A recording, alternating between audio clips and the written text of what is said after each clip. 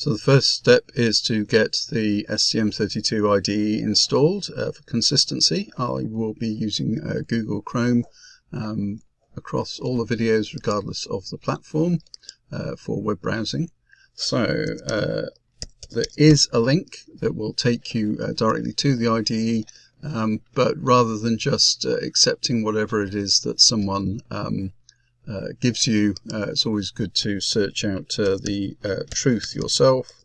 So STM32CubeIDE, and there we have a little link.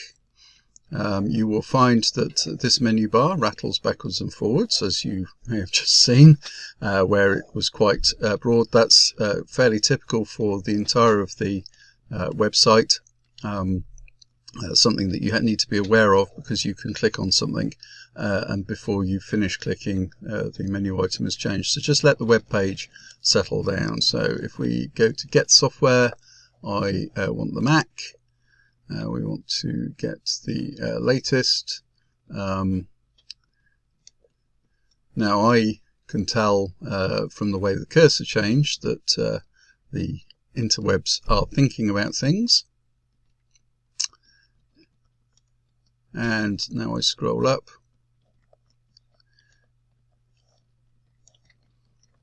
so that I can accept the license agreement. And because I'm already registered, I don't need to register. If it's your first time on the site, clearly you will need to register. You see Google has kindly, or Chrome has kindly remembered my details, which does streamline it. You probably find yourself clicking on the login button quite frequently. Back to the page. It does know that I clicked on the Mac download, so we just have to let the page process. Welcome to Web 3, 4 or 5.0 while it just figures things out. As you can see, it's now rendered the right menus, but it's also given us the download automatically. It's about 800 megabytes in size, and obviously your speed will vary. I have a fairly speedy link here. Oh no, it's slightly larger on the Mac. So I'm going to show in Finder, and I'm going to tell the Finder to expand that zip out. In the meanwhile, I can sack Chrome off, and that gives us a nice standard DMG disk image. Agree to that. Wait while Apple verify that the disk image is cryptographically sound and is not corrupted in any way, shape or form. And then it is hugely useful if you install the ST-Link software first, because when you want to come and do some programming, that has to be on the system. So we will double click there. And as with all of these things, one of the largest electronic chip manufacturers in the world hasn't signed their software. So we will do the right click and open, and then I will open the software and we will install it. And this is the software that links between the programmer and the, I'm going to keep that because it's a bit bizarre trying to delete that, links between the programmer and the IDE. Now the IDE for some reason is not showing its icon, but I'm sure when the macOS Finder will catch up eventually.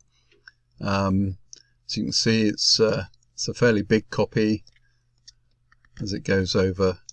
So now would be a good time for you to go and get the beverage of your choice. So there it goes, comes to the end, and we can eject this file. It doesn't matter which of the two that you save, whichever you prefer in your archive, but save them I strongly recommend. Whilst generally you can go back to a previous version of the CubeIDE, there are some of the support files that you can't step back in time with because they become unavailable.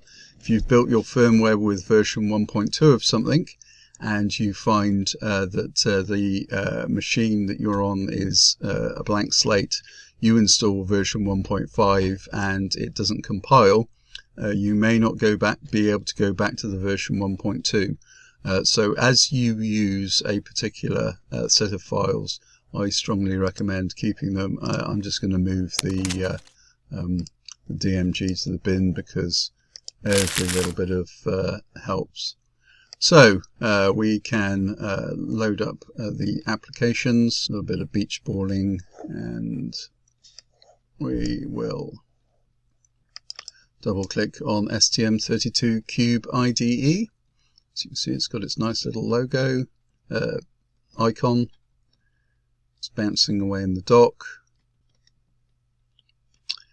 And as before, eventually we get to a point where macOS is unable to check one of the most prevalent development tools in embedded software. So we'll cancel that, and we will do it again with a right click, open, and then open.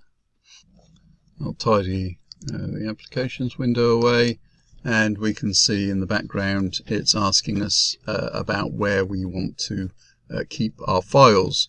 It's based on the clips, so we have sort of workspaces or different tables or buckets, and I am going to tell it that I want one for the generic node, and I'm going to tell it to use that as a default for as it's easy enough to switch at startup, but being asked this question every time can get a little bit old. So I shall expand that out, and there we have it. We have installed the CubeIDE for STM32. Do I want to help them improve? Up to you what you want to do. I just put ask you later, but that's entirely down to your preference. And we now have it installed on macOS. There were just a couple of little wrinkles in there, which is why I showed you what it is to expect on the website, and getting started for people who aren't familiar with Eclipse can be sort of a little different.